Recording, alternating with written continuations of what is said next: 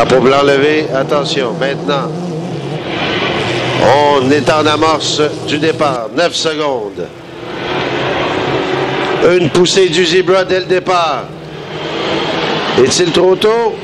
Oh, ça passe. Oh, ça semblait être sur le nez là pour Marco Poirier. Alors, Marco Poirier et Dominique Billette qui étaient côte à côte. Poirier au virage est toujours bon premier à la pole, mais on va attendre la décision des juges. Alors actuellement, Michel, c'est Poirier suivi de Billette et de Nicolas Rousse. Et à l'extérieur, là, c'est Jesse Robertson et Armstrong là, qui est maintenant quatrième. Alors, tout est bon au départ, on vient d'être confirmé. Alors, la course est lancée sans pénalité, M. Bourbonnais. Donc, ça devient très intéressant. Le Zebra avec Marco Poirier, suivi par Dominique Billette. Mais là, on a une remontée. Mais quand même poussée solide de Dominique Billette, qui était poursuivi par l'Oiseau Bleu, mais à l'extérieur complètement. Une poussée intempestive de Robertson avec le Yancy. Ça, Michel, c'est un excellent bateau. C'est un bateau champion sur la côte ouest, l'ex-Meyers Autotech. Et on voit là que Robertson remonte sur le circuit. Et Robertson à l'extérieur, le temps de sa poussée. Alors que nous avons, bon premier, le Zebra et Dominique Billette, là, qui est deuxième, que vous voyez quelque peu sur le droit. Et Robertson qui a le couteau entre les dents, qui est à la poursuite de l'Oiseau Bleu de Nicolas Rousse. Et bien, c'est encore une fois une course. Et quelle bagarre pour la deuxième, troisième et quatrième place, là.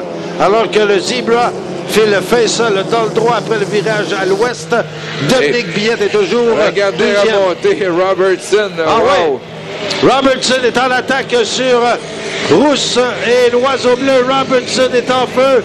Et attendons voir au passage pour cette bagarre pour la deuxième place. Billette est toujours serré à l'intérieur, garde sa deuxième place. On peut voir la queue d'eau à l'extérieur de Robertson et le Yancy. Robertson qui remonte alors que le Zebra est bon premier. En avant, Billette qui conforte toujours sa deuxième place et qui résiste aux assauts répétés de Robertson. Mais attendons voir au virage à l'ouest. Oh! Et là, Robertson a le voyé quelque peu. La vitesse est au maximum et en extérieur. Robertson qui est en attaque sur Billette, qui ne bronche pas, qui ne quitte pas sa deuxième place. Voyons voir ce qu'il fera. Aux assauts répétés de Robertson dans le droit. Robertson qui remonte sur Billette. Robertson qui est en poussée constante, sans arrêt. Voyons voir au virage comment réagira Billette. Billette à l'intérieur, serré. Robertson qui le dépasse. Robertson, quelle poussée. En même temps, en sa possession, la deuxième place.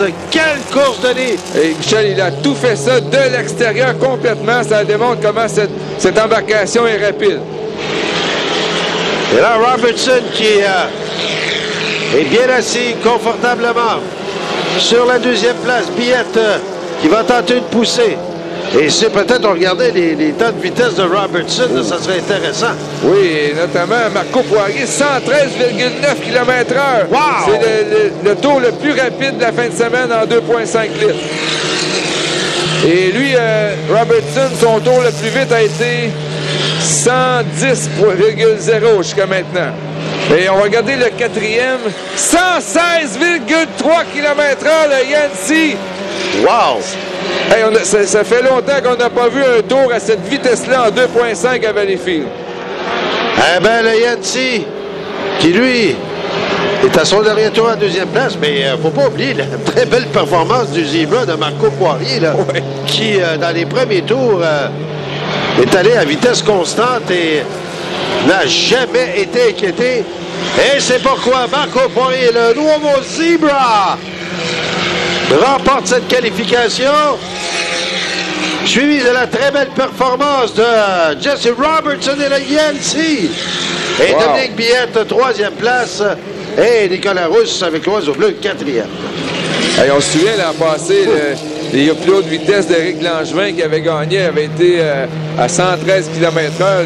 Il a fait un tour Robertson à 116,3. Ça, c'est pour un parcours comme ici à Valleyfield, là, c'est de la performance. Alors, ça promet parce que, ouf, dans les deuxièmes mondes si on se demandait c'est qui était aux commandes d'embarcation, là, je pense à rien de le confirmer. Rien contre Yann Beaupré, mais un pilote recru n'aurait pu faire une telle vitesse à ses premières conduites. Là, Robertson nous a montré pourquoi il était le champion sur la côte ouest avec cette embarcation-là. Alors, des qualifications qui musent très rapidement les amygdales ce matin. Alors, on devra quand même se garder une petite gêne pour le restant de la journée. Mais les courses sont excitantes, c'est ce qui est important.